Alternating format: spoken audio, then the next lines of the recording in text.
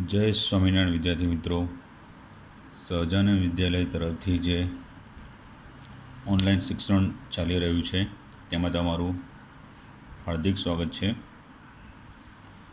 મિત્રો, રસાયણ વિજ્ઞાનની અંદર આપણે પૃષ્ઠ રસાયણ એટલે કે એકમ નંબર 5 એનો અભ્યાસ ચાલી રહ્યો છે. બરાબર મિત્રો, તૈયારી કરતા જશો, તૈયારી કરતા રહેજો, એ તમારા ભલા માટે છે. તો હવે આગળ જોઈએ આપણે ઉત્સેચક ઉદ્દીપન પ્રક્રિયા. આપણે એકમ 5 છે એની અંદર અધિશોષણના ટોપિક પછી કઈ ઉદ્દીપન ઘટના જોઈ ગયા. 2 પૃષ્ઠ ઘટનાઓ થઈ ગઈ, એક અધિશોષણની અને એક ઉદ્દીપનની. આજે હવે ઉત્સેચક ઉદ્દીપનની વાત કરીશું. તો મિત્રો, વિદ્યાર્થી મિત્રો, ઉત્સેચકો એક જટિલ નાઇટ્રોજનયુક્ત કાર્બનિક સંયોજનો છે. ફરીથી, ઉત્સેચકો એક કેવા જટિલ નાઇટ્રોજનયુક્ત કાર્બનિક સંયોજનો છે કે જે સજીવો કયા વનસ્પતિ અને પ્રાણીઓ દ્વારા પેદા કરવામાં આવે છે. એટલે કે તે વનસ્પતિ અને પ્રાણીઓમાં ઉત્પન્ન થાય છે. બરાબર. તો આ ઉત્સેચકો ખરેખર તો કેવા એક ઊંચા આણ્વીય દળ ધરાવતા પ્રોટીન અણુઓ જ છે. ખૂબ ઊંચા આણ્વીય દળ ધરાવતા એક પ્રોટીન છે અને તેઓ પાણીમાં એક પ્રકારનું કલીલમય દ્રાવણ બનાવે છે. તો નંબર 1 પહેલું યાદ શું રહ્યું? નાઇટ્રોજનયુક્ત કાર્બનિક સંયોજન સજીવોમાં એટલે કે પ્રાણીઓ અને વનસ્પતિઓમાં હોય. પછી તો કે એ ઊંચા આણ્વીય દળવાળું પ્રોટીન અણુ છે અને પાણીમાં એનું કલીલમય દ્રાવણ બને છે. બરાબર. તો એક અસરકારક ઉદ્દીપક પણ છે કે જે ઘણી બધી પ્રક્રિયાઓને ઉદ્દીપિત કરે છે. ખાસ કરીને જે કુદરતી પ્રક્રિયાઓ એટલે કુદરતી પ્રક્રમ હોય એની સાથે સંકળાયેલ છે. કુદરતી પ્રક્રમ હોય એની સાથે સંકળાયેલ છે. તો બીજું શું ખ્યાલ આવ્યો? એક અસરકારક ઉદ્દીપક છે, ઘણી બધી પ્રક્રિયાઓને ઉદ્દીપિત કરે છે, પણ ખાસ કરીને કેવી? તો કે જે કુદરતી પ્રક્રમ સાથે સંકળાયેલી હોય તેવી, એટલે કુદરતી પ્રક્રિયાઓ. તો આગળ વાત કરીએ કે પ્રાણી તથા વનસ્પતિના શરીરમાં ઘણી બધી પ્રક્રિયાઓ થાય છે અને આ પ્રક્રિયાઓથી એમનું જીવન પ્રક્રમ જાળવી રહે છે. બરાબર. આપણા શરીરમાં ઘણી બધી શ્વસન, ચયાપચય એવી ઘણી બધી પ્રક્રિયાઓ થાય છે કે જેનાથી આપણું જીવન ટકી રહે છે, જાળવી રહે છે. તો તે બધી પ્રક્રિયાઓ જે છે એ કોના દ્વારા? ઉત્સેચકો દ્વારા જ ઉદ્દીપિત થાય છે. આ બધી પ્રક્રિયાઓ છે એ કોના દ્વારા? કે જે ઉત્સેચકો હોય છે એમના દ્વારા જ ઉદ્દીપિત થાય છે.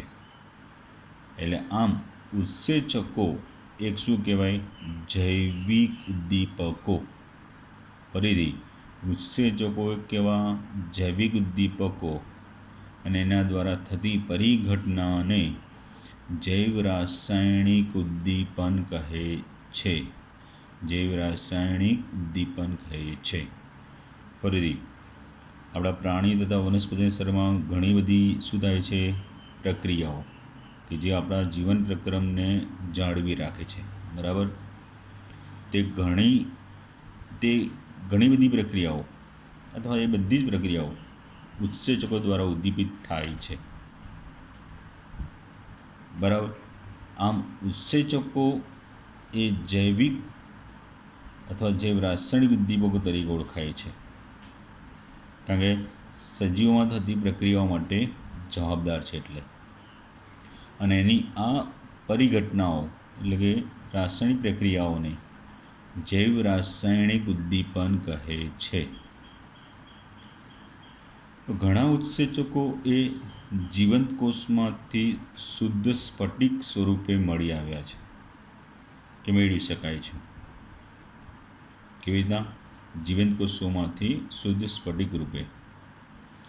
પ્રથમ ઉત્સેચક વિશે એવું સંશ્લેષણ થયું છે કે તેનું પ્રયોગશાળામાં 1969માં એનું પ્રથમ સંશ્લેષણ થયું હતું. બરાબર. હવે આગળ વાત કરીએ મિત્રો,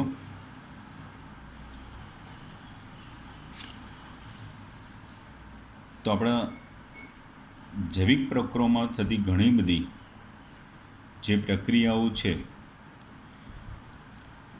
બરાબર, જે ઉત્સેચકો દ્વારા થતી હોય એમાંની પ્રક્રિયાઓ જોઈએ. તેના કેટલાક ઉદાહરણો અહીંયા આપેલા છે, તો જોઈએ.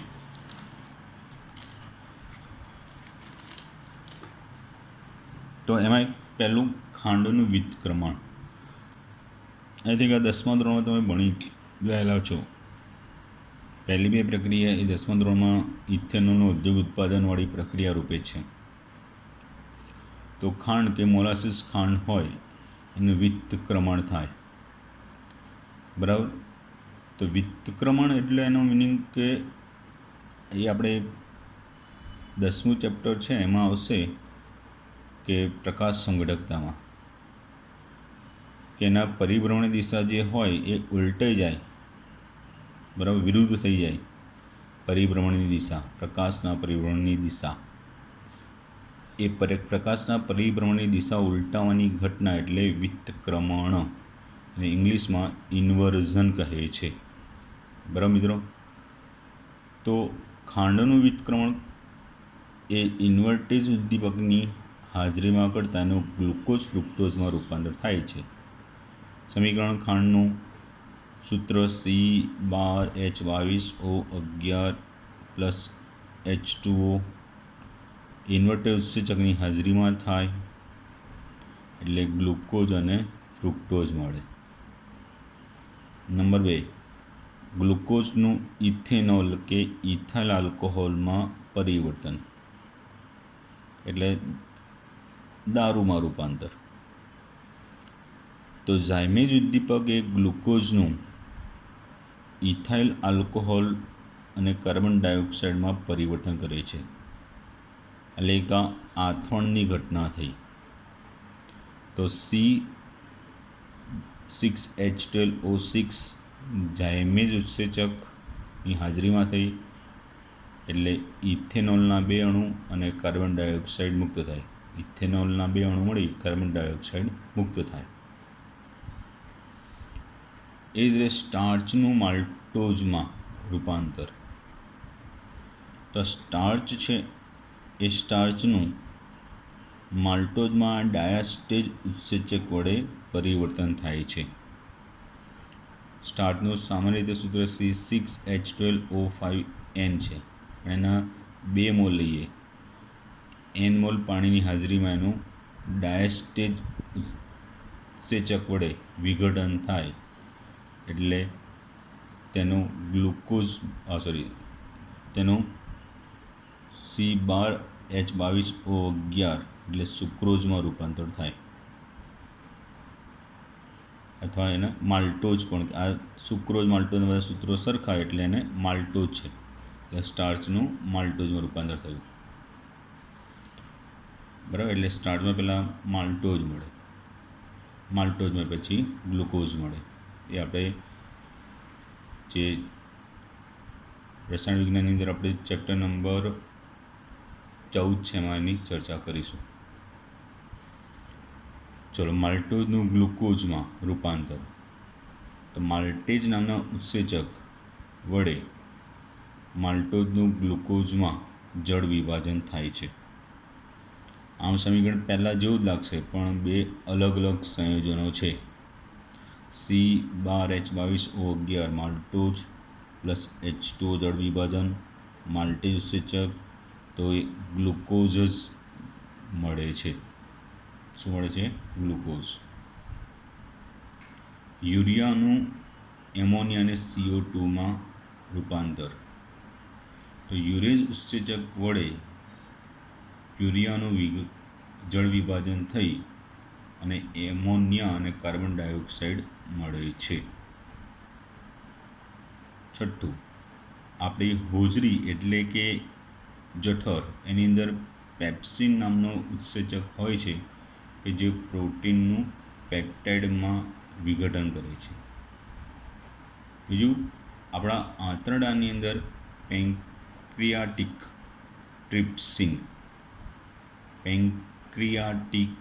ટ્રિપ્સિન નામનો ઉત્સેચક છે કે જે પ્રોટીનનું એમિનો એસિડમાં જળ વિભાજનથી રૂપાંતર કરે છે. દૂધનું દહીંમાં રૂપાંતર, એ તો આપણે ખૂબ જાણીતું ઉદાહરણ છે કે જેમાં શું થાય છે, આ એક ઉત્સેચકીય પ્રક્રિયા જ છે કે જેમાં શું થાય કે લેક્ટોબેસિલ નામનું ઉત્સેચક હોય છે એ દૂધનું દહીંમાં રૂપાંતર કરે છે. તો 1 by 1 થયું. જો ઇન્વર્ટેજે શું કર્યું, તો કે ખાંડ એટલે કે સુક્રોઝનું વિતક્રમણ. તો ઝાયમેજ ગ્લુકોઝનું ઇથેનોલમાં રૂપાંતર. પછી ડાયસ્ટેજ એટલે કે સ્ટાર્ચનું માલ્ટોઝમાં રૂપાંતર. પછી માલ્ટેજ, તો માલ્ટેજ છે એ માલ્ટોઝનું ગ્લુકોઝમાં રૂપાંતર. યુરેઝ યુરિયાનું એમોનિયામાં રૂપાંતર. પેપ્સિન પ્રોટીનનું પેપ્ટાઇડમાં. પેન્ક્રિયાટિક ટ્રિપ્સિન એ પ્રોટીનનું એમિનો એસિડમાં. અને લેક્ટોબેસિલ એ દૂધનું દહીંમાં. બરાબર, એટલે દૂધ એટલે શું કહેવાય? લેક્ટોઝનું લેક્ટિક એસિડમાં રૂપાંતર કરે છે.